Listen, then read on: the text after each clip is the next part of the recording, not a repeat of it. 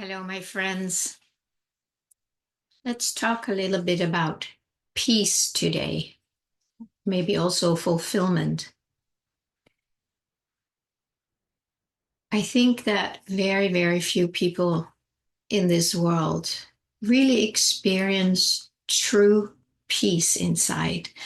That means that the nervous system is free from the angst, the anxiety, the fear, and that it can be totally at peace. And I know certainly from myself that that is what most people want more than anything, but we're not fully aware of it. As long as our nervous system is on edge, no, and that can be on a scale from 1 to 100, whatever. That's probably very different for each of us.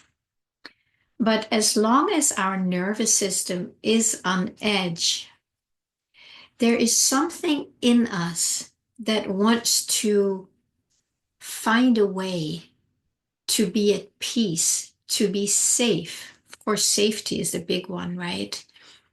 To feel some kind of belonging, fulfillment. It's almost like it's built into the nervous system to come to a place of peace, of equanimity or equilibrium, and just a resting. And I think I've shared that at least a while ago. My deepest longing for many, many years has been I deeply rest in the effortless flow and fulfillment of God's loving grace. So when I wrote that statement many, many years ago, something in me knew that I can only find it inside.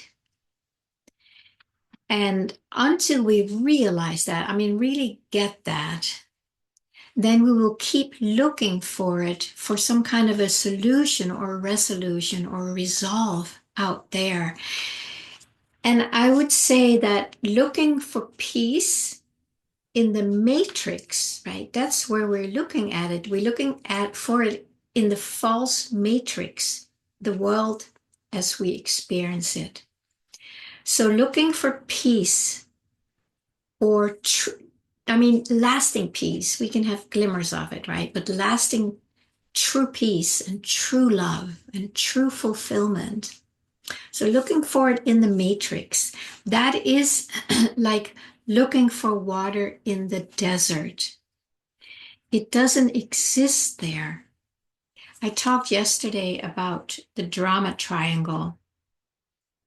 That is what the matrix is running. That's the program the matrix is running. Out of these three parts of the perpetrator, the victim, and the rescuer, there is nowhere in there that says peace, total relaxation.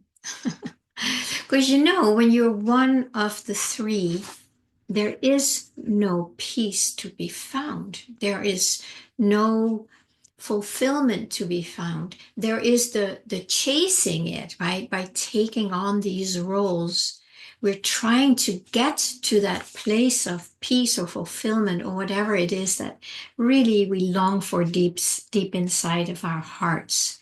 But you cannot find it in there. And if I may share that again, like yesterday, as long as we're not aware that we are playing these roles, and there are many flavors of the roles, but when you come down to it, most of us can find that like, oh, I'm a victim now, oh, I'm a perpetrator now, oh, I'm a rescuer now, right? We roll around in those programs, and there is no peace in there. I know many, many people are deeply, deeply longing for that peace. It's like when you get a felt sense in your nervous system of just like fully letting go. Nothing is better, but they're usually very short lasting when we have them. many times in meditation or maybe some nice body work, acupuncture, maybe doing plant medicine, maybe singing or dancing or playing music. There we start connecting with that. It's like we get underneath the nervous system of survival and looking for safety. And we just do what we love to do. It's like you can get lost in time. Let's say if you're a painter, if you're an artist, time just goes and you're just completely involved in the moment. And there really is nothing better. Your nervous system is relaxed, the spirit is moving you, and you're not thinking about, how to pay your next bills, how to get the food on the table, how to make sure your family is safe. Now, how to just even find safety in the world or a place where you can find healthy food that's not tainted with toxins. And of course, these toxins have a big impact on our nervous system also. So what do we do? When I dip in and have these, I would say conscious experiences, it's not like in deep sleep, who knows what's happening, or if you're in a deep meditation, you're completely gone. You may not fully experience what it's actually like to have a nervous system that is totally relaxed. So when we are in meditation, and if we're still pretty conscious, then you can have a taste of that, and maybe a long taste, maybe a real deep dip that may last for a while. I've shared with you before when I had my first big awakening back in the late 80s. I was walking around for a number of months, I think 3 or 4 months or something, let's say 3 months, where I was just in that experience. Nothing is better, I can tell you that. Nothing is better. And of course, there's a longing to get back to that state. And that's where a lot of the spiritual teachers said it's not a matter of coming back to it, because then we're always out there again. We're out there looking for it and trying to have that experience again. And then our nervous system is on edge again because we're here and we want to be there. So we create that space where there's stress because we're not here in the present moment. So it's not just an easy thing. And I know that many, many of you have had your own experience of, a divine awakening where you literally were in that space. And my goodness, it's just so beautiful. And then to realize that that is actually who we are. And that's why we're longing to come back to our true nature. And of course, we keep doing whatever we can. We try and clear out the way, so we can come back to this state here, this our presence, our true nature. That's what we're longing for. And why wouldn't we? Like, why wouldn't we want to be our true nature when it is so absolutely delicious? So if we can maybe first really realize that fulfillment and that peace, looking for it in the matrix, hoping for it in the matrix, it's not going to work. It literally is as looking for water in the desert. You're not going to find it. So, so what do we do? We're left with the longing. We want it. We go out there. we meditate. We do the deeper inner work, and there's still something missing, right? I don't know anybody who walks around in this beautiful sense of peace all the time. And I wish we could all have that experience all the time, but for some reason, it's not happening, and there is probably a reason for that. If I look at what's going on in the matrix out there, it's the absolute opposite of this peace that we're longing for, even though there might be areas, because we don't know everything that's going on in the world. So I do know that there are a lot of things that are happening that are very supportive of coming back to that peace. But I do believe we all need to kind of figure this out together, because there's still a looking out there for leaders and teachers that they will do it for us. They can certainly help us if they are, if they're tuned into that. But I think eventually it's really up to us. We all long for this world where there's peace, where we're connected, where we love each other, where there's no more war or arguments, at least not to the extent that we are seeing now. So there is a reason for that.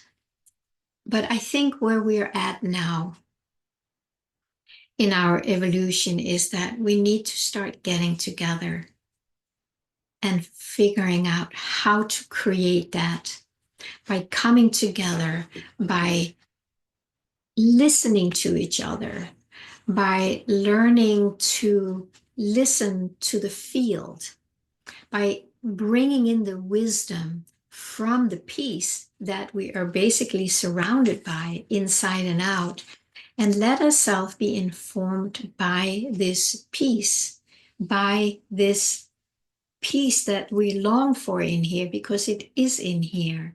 And then there's all these layers. So if I can inspire you, maybe many people, that we literally start getting together and talk about how are we gonna create this new world, this new earth, this new paradigm that we all know is here, because it's the longing for it is getting bigger and bigger. And that's a sure sign that it is here. So now it is up to us to open up to it. And I would say if we can do that together and then start noticing every time we move away from it. See, if we do it in a conscious way with other people, where it is safe, it has to be safe. If there's no safety, there's no peace, right? It's how can that be? Even if there's no safety out here, if we haven't found it in here, because there might be safety out here, but if it's not in here, it doesn't do us much good, because this is where that sense of peace and safety already is. And that needs to become our abiding place.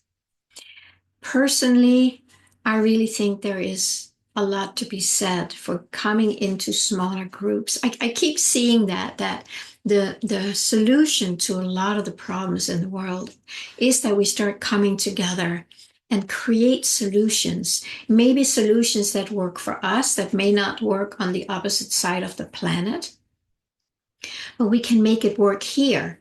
And then we can let it grow and let others, find their way. So it's almost like all these little puzzle pieces. We start putting them together, and then eventually we put the bigger pieces together. So we have this masterpiece, P-E-A-C-E, the masterpiece of peace. That is what we want. So if I ask you, do you long for a nervous system that is just deeply relaxed, where you can feel what it is like to be your natural state? That is what we all long for. So at least let's maybe admit that to ourselves and realize that it can only be experienced in our own nervous system, not by doing something out there, not by having people do things out there, although it can, of course, be very, very helpful if there are, circumstances created where certain outer threats are not threatening anymore. Of course, we can start relaxing a little bit, but it still comes from inside, because what we see out there is still a projection of what's going on in here. So let's work on both sides. Let's get together and, bring in a question like, well, how do you think How do you guys think if you have 5 or 8 or 10 people? Let's talk about how can we actually start experiencing true peace inside. And then everybody can share their view on it, their experience of it, and what they think might work. Then we are together. We are beginning to bring in those energies that need each one of us to open up to them and become vessels for them. Yeah, we can probably do it on our own, but it doesn't do much good if you're the only one and nobody else is tuned into that field. It's going to be much more beautiful and much more satisfying when we do that together. So it's just a simple invitation. If it's something you really, really long for, take it seriously because this is what is here now. This is, as far as I can see, that this is what is being asked of us to make ourselves available for this deep longing to live a life based on peace and love and light and community. And who else can do that but you and I and everybody else who wants that? So let's start making this more real and alive. I am still offering a monthly online gathering, the first Tuesday of the month. Next one will be March 2nd, I believe. And you're welcome to join me in that. The link is in the description below. And then we can start talking about like, how would it look like for you? What would you need to, see or do differently or become aware of? Or what insights do you have that you haven't been able to share with others yet? And that way we start bringing in these new energies and then we can begin to create a new world. Let's do it, guys. We can do this.